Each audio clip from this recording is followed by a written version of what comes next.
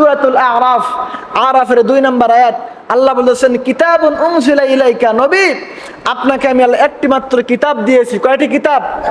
আরো জোরে বলি, কয়টি কিতাব? একখানা কিতাব নাজিল করেছি নবী। আপনি যখন এই কিতাব থেকে যখন মানুষের সামনে, আপনার সাহাবীদের সঙ্গে, আপনার উম্মতের সামনে যখন বয়ান করবেন, নসিহত করবেন, তাফসীর করবেন নবী, এই কোরআনে যা আছে আপনি তা সবকিছু খুলে খুলে বলবেন। কাউকে ভয় পাবেন? ভয় পাবেন না। আল্লাহ নিজে নবীর শানে হারাজুন শব্দ ব্যবহার করেছে। হারাজুন শব্দের অর্থ হচ্ছে ভয়, ভীতি, সংকীর্ণতা। নবী আপনি ভয় পাবেন না। হ্যাঁ, আপনি যখন কোরআন থেকে তাফসীর করবেন, কোরআনের কথাগুলো বলবেন, আবু জাহেল, বেঈমান এবং হাসিনা সরকারের লোকেরা আপনার দিকে তাকায় তাকায় চক্ষু গরম করে তাকাবে, কিন্তু আপনি তা ভয় করবেন না। আরো জোরে বলে, ভয় করা যাবে না। মুসলমান, ভয় করা যাবে না। আল্লাহ রাব্বুল আলামিন নিজেই নবীজিকে হারাজুন শব্দ দিয়ে সম্বোধন করেছে। আল্লাহ বলেন, নবীজিকে বলেছেন, নবী আপনি ভয় পাবেন না, আমাদেরকেও ভয় পাইলে হবে না। মুসলমান, আজকে যেই সকল আলেমরা, যেই সকল কোরআনের খাদেমরা আল্লাহর এই আয়াতকে সামনে রেখে কোনো মানুষকে ভয় পায় না, হাসিনা সরকারকে ভয় পায় নাই, ভারতকেও ভয় পায় নাই, আমেরিকাকেও ভয় পায় নাই। মুসলমান ভয় না পেয়ে তারা তাফসীর করেছে। আল্লাহ রাব্বুল আমিন যা বলেছেন খুললাম মুসলমান, একদম প্রকাশ্যে যারা তাফসীর করেছে মুসলমান, সেই সকল আলেমদেরকে 13 বছর জেলখানার ভিতরে বন্দী করে রেখেছিল হাসিনা সরকার। কথা বলেন ঠিক কিনা?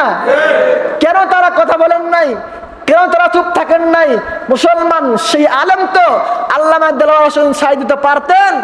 তিনি বড় একটা চেয়ার নিয়ে অলির দায়িত্ব পালন করতে পারতেন, বুজুর্গের এবং দরবেশের দায়িত্ব পালন করতে পারতেন, কিন্তু তিনি কোরআন পড়ছেন এবং কোরআন বুঝেছেন। আল্লাহ নিজে নবীকে বলেছেন, নবী আপনি ভয় পাবেন না।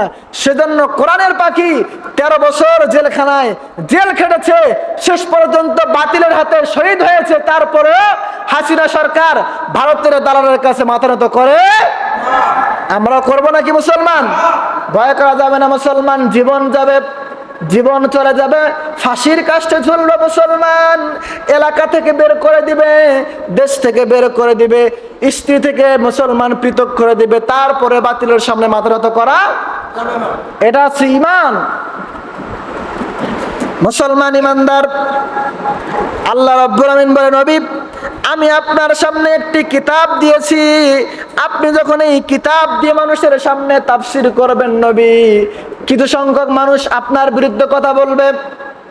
নবীর জামানাও নবী কোরআন পড়ার কারণে, কোরআন বলার কারণে নবীকেও আবু জাহেলেরা ষড়যন্ত্র করেছে এবং মারার চেষ্টা করেছে, জেলখানার ভিতরে বন্দী করেছে।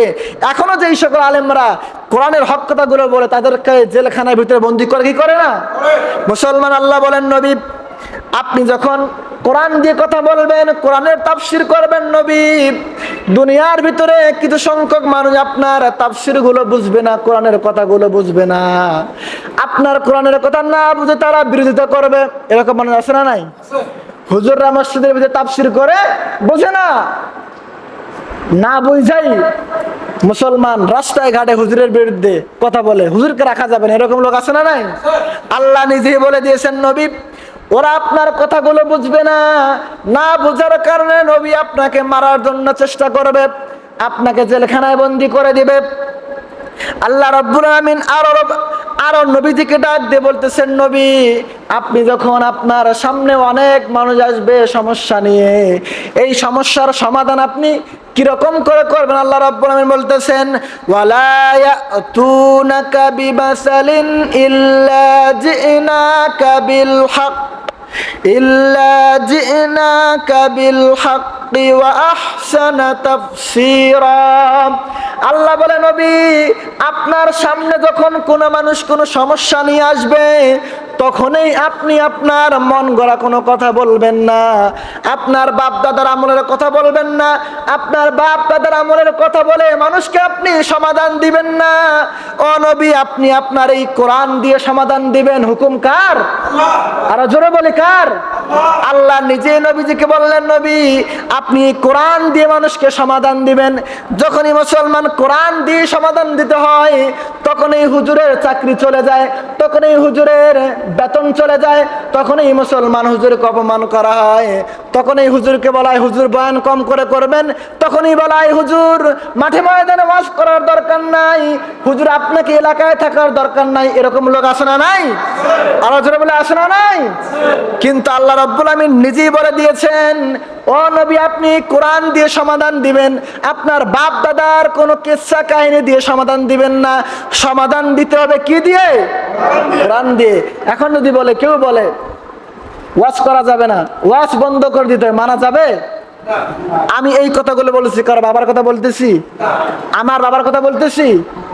ওই সকল মানুষেরাই বলবে হুজুর ওয়াজ বন্ধ করেন, যারা মুসলমান 5 ওয়াক্ত নামাজ পড়ে না, তাদের অন্তরগুলো মরে গিয়েছে, এরাই শুধু বলবে যে ওয়াজ করার দরকার নাই, ওয়াজ লাগেই না। শুনতে শুনতে আমরা শেষ হয়ে গিয়েছি। ওয়াজ কি মুসলমান? আমি আমার বাবার কথা বলতেছি। আল্লাহ আমাদের সবাইকে বুঝার এবং আমল করবার তৌফিক দান করুন। সবাই বলে আমিন।